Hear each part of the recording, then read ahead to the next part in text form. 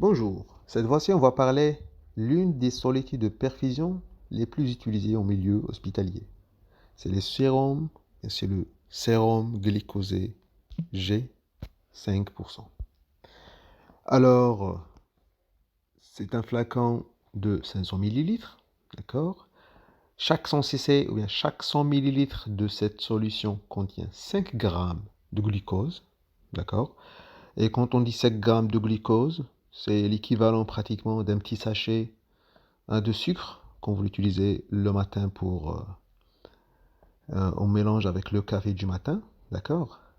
Alors qu'un flacon, c'est l'équivalent de 5 petits sachets de sucre, d'accord? Sucre blanc, mélangé dans un, ou bien dissoute dans 500 millilitres d'eau, d'accord? Alors, pour celui qui veut beaucoup, aime trop les perfusions, alors vous pouvez prenez quelque chose qui contient 25 grammes de glucose et vous allez éviter de rester 3 ou 4 heures branché sur un lit en recevant cette solitude-là de G5%. Et on voit ça trop dans nos hôpitaux, d'accord? Pratiquement les malades, surtout les vieilles et les vieux, ils aiment trop ces flacons bleus. Alors, finalement, c'est un flacon de 500 millilitres. Il contient 25 grammes de glucose et 5 grammes de glucose dans chaque 100 millilitres. Alors, l'osmolarité de cette solution, elle est autour de 278 milliosmoles par litre. Et quand on dit 278, ça veut dire c'est légèrement hypotonique. On peut dire il est isotonique, d'accord? Par rapport, bien sûr, à l'osmolarité normale qui est entre 280 jusqu'au 295 et d'autres parlent de 300, d'accord? Alors, pour le sérum glucosé, il a des indications bien précises, d'accord? On l'utilise en général dans la ration de base chez les patients de réanimation ou bien chez les patients comateux. Un patient comateux, il ne peut pas ni manger ni boire, alors il faut bien sûr le réhydrater. Il faut lui assurer une source d'énergie, d'accord? Et la source d'énergie le plus facile à donner et à dégrader, c'est le glucose, d'accord? Alors, vous voyez toujours le sérum glucosé sur les fiches thérapeutiques des patients inconscients, d'accord, comme une source d'énergie, d'accord, et comme une source de réhydratation, d'accord. Et en général, quand vous perfusez ce sérum glucosé-là, G5%, il est iso-osmolaire ou bien il est iso-osmotique, d'accord? Par contre, il est iso-osmotique dans le flacon, c'est-à-dire le liquide lui-même, il est iso-osmolaire. Par contre, si vous perfusez cette solution chez un patient, une fois la solution est arrivée au niveau sanguin, hop, le glucosé il va se dégrader et consommer rapidement, d'accord? Il reste quoi? Il reste un liquide, un liquide un liquide n'est pas osmolaire du tout, d'accord? Très hypotonique parce qu'il contient aucune molécule.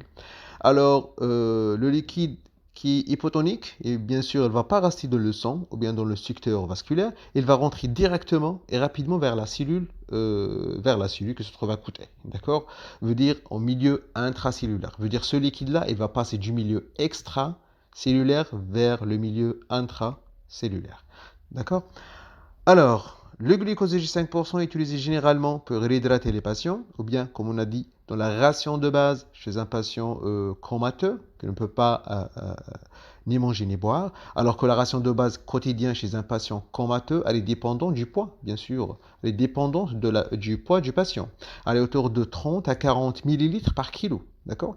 Quand on dit la ration de base, elle est constituée d'un liquide, d'accord, d'eau, plus source d'énergie, le glucose, plus les électrolytes, sodium, potassium, calcium. On va parler de ça ultérieurement, dans une vidéo à part, la ration de base chez un patient inconscient.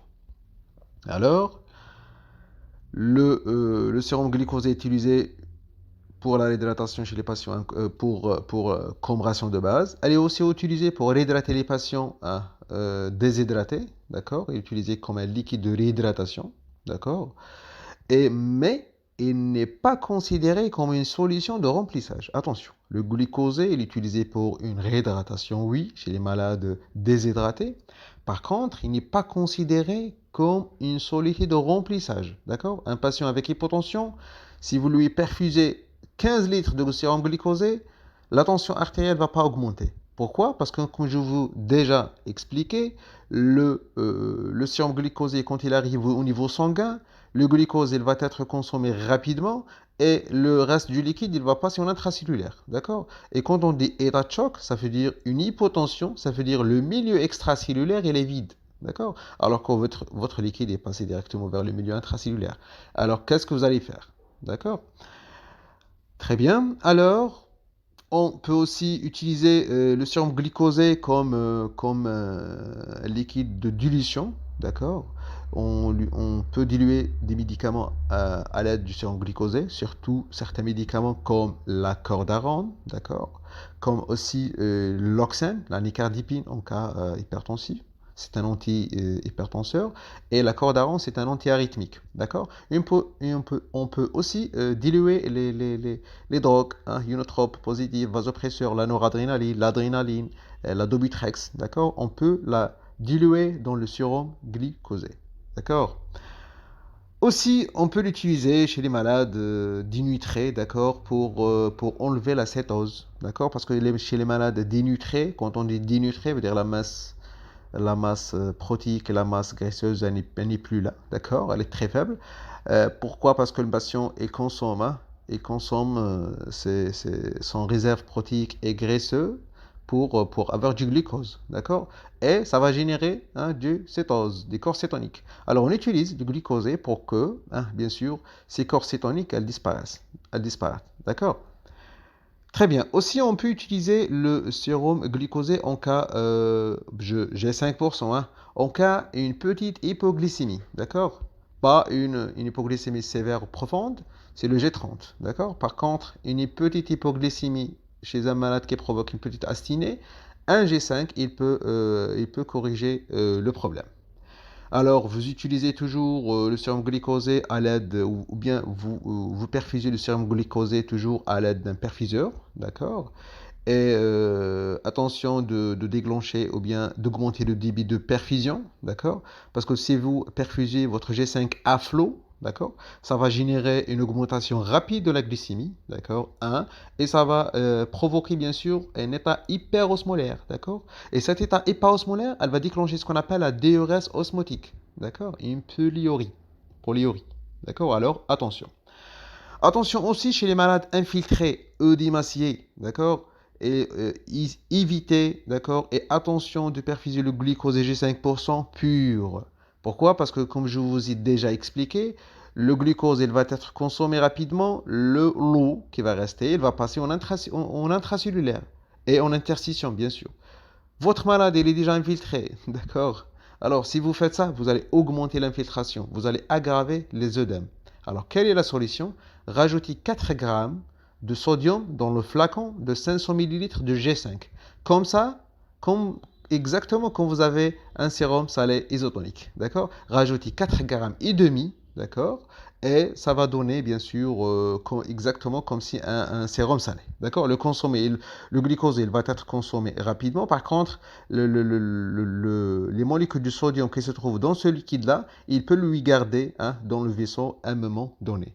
Aussi, attention chez les malades avec une hyperglycémie, si vous rajoutez du sérum glucosé, vous allez augmenter encore plus la glycémie.